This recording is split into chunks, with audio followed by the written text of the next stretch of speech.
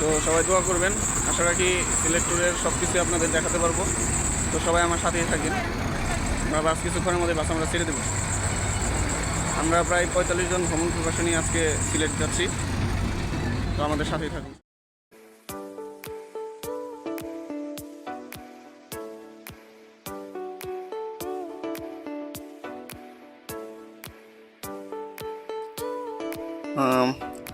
আসসালামু আলাইকুম।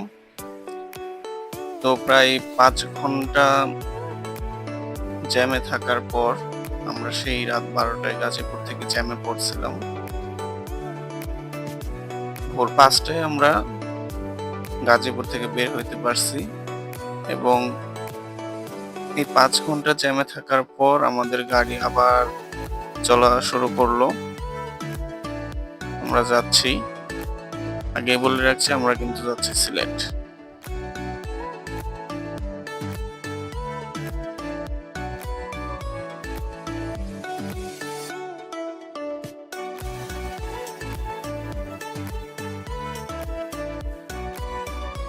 এই হলো আমাদের পাইলট খোকন ভাই, অনেক ভালো মনের মানুষ, অনেক স্কিলড ড্রাইভার, অনেক সুন্দর গাড়ি কন্ট্রোলিং করে। আমরা সিলেট পৌঁছে গেছি। এখন আমরা চলে এসেছি হযরত শাহ পরানের মাজারে। আমরা আপনাদের দেখানোর চেষ্টা করব মাজারের আশেপাশের সৌন্দর্যটুকু। অবশ্য এখানে সুন্দর করে বলাই আছে যে ছবি তোলা বা ভিডিও করা সম্পূর্ণ নিষেধ। তারপরও আমি অনেক কষ্টে ভিডিওগুলো করেছি। একসময় ভিডিও করতে যেয়ে বাধার সম্মুখীন হয়েছি, তারপর আমি থেমে থাকিনি। আপনাদেরকে দেখাবো, একটু হলেও আপনাদেরকে দেখাবো শাহপরানের মাজারের হযরত শাহপরানের সমাধিটা। তো আপনারা আমার ভিডিওটি স্কিপ না করে পুরোটা দেখুন। দেখুন আমরা সিঁড়িতে উঠে চলে যাচ্ছি। এর পাশে আছে আমাদের মসজিদ আছে একটা, এখানে কিছু দিক নির্দেশনা আছে। সেগুলো পরে আমরা আবার সিঁড়ি বেয়ে উপরের দিকে উঠে যাব। পাশে কিছু কবর আছে দেখতে পাচ্ছি। আমরা এগুলো দেখে আমরা আস্তে আস্তে উপরের দিকে উঠে যাব। তো উপরে উঠতেছি এই সময় ওখানকার একজন খাদেম উনি আমাকে নিষেধ করলো যে ভিডিও করা যাবে না। তো তখন আমি আর কি ভিডিও করা বন্ধ করলাম।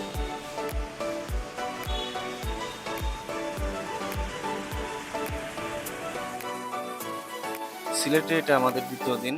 তো এই পর্যায়ে আমরা চলে এসেছি হযরত শাহজালালের মাজার। এরপর আমরা চলে যাব সিলেটের ঐতিহ্যবাহী চা বাগান দেখতে। আমরা রওনা দিয়েছি মাজার থেকে। আমরা দুই পাশে চা বাগান আপনারা দেখতে পাচ্ছেন যে দুই পাশে চা বাগান আছে। আমরা একটা নির্দিষ্ট চা বাগানের উদ্দেশ্যে ছুটে চলেছি। আমরা যাব হলো মালনীছড়া চা বাগানে। তো এর জন্য আমাদের গাড়ি ছুটে চলেছে। দেখুন আশেপাশের ভিউগুলো অনেক সুন্দর। চারিপাশে দুই পাশে পাহাড় এবং পাহাড়ের মতো দেখতে চা বাগান। আসলে দেখতে অনেক সুন্দর লাগছে, যে এখানে না আসলে এই সৌন্দর্য আসলে মুখে বলে বোঝানো যাবে না। যারা এখানে দেখতে আসবেন তারা এই সৌন্দর্যগুলো উপভোগ করতে পারবেন।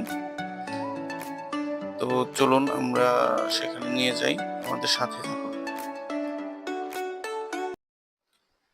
আমরা চলে এসেছি মালিনীছড়া চা বাগানে। চা বাগানের ভিউটা আসলেই সত্যি অনেক সুন্দর, দেখলে প্রাণ জুড়িয়ে যায়। আমরা সত্যি মনোমুগ্ধকর লাগছে এই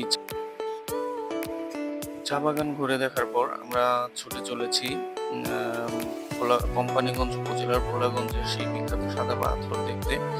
সেখানে সরাসরি সাদা পাথর থেকে মেঘালয় অবশেষে চলে আসলাম আমাদের সেই সিলেট সাদা পাথর। এখানে পাহাড়ি স্রোতে যেভাবে পানিগুলো বয়ে আসছে পাথরের উপর দিয়ে, দেখতে সত্যিই খুব মনোমুগ্ধকর লাগছে। আর এই হিম শীতল পানি, আসলে পানিতে না নামলে বোঝানো যাবে না যে এখানকার অনুভূতিটা কেমন। সাদা পাথর থেকে সুন্দর মেঘালয় পর্বতগুলো দেখা যাচ্ছে, যে পাহাড়গুলো আসলে দেখতে অনেক সুন্দর লাগছে। দূর থেকে একরাশ সবুজের শাড়ি দেখে আসলে মনগুলো ভালো হয়ে গেল।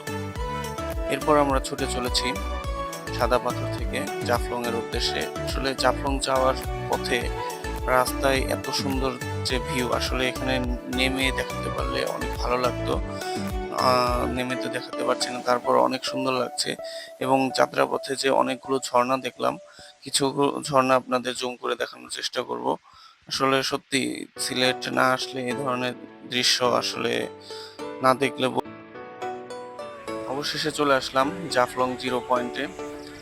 জাফলং জিরো পয়েন্ট থেকে মেঘালয় রাজ্যের ডাউকি শহরটা দেখা যায় পুরোটাই। মানে এত কাছ থেকে ভারত দেখা যায় যা বলে বোঝানো যাবে না। জাফলং জিরো পয়েন্টের কিনারায় যদি দাঁড়ানো যায় তাহলে পুরো ডাউকি শহরটাই দেখানো সম্ভব বা দেখা যায়।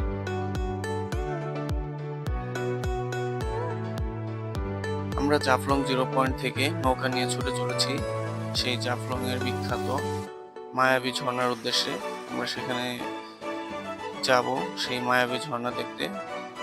তো আমাদের সাথেই থাকুন।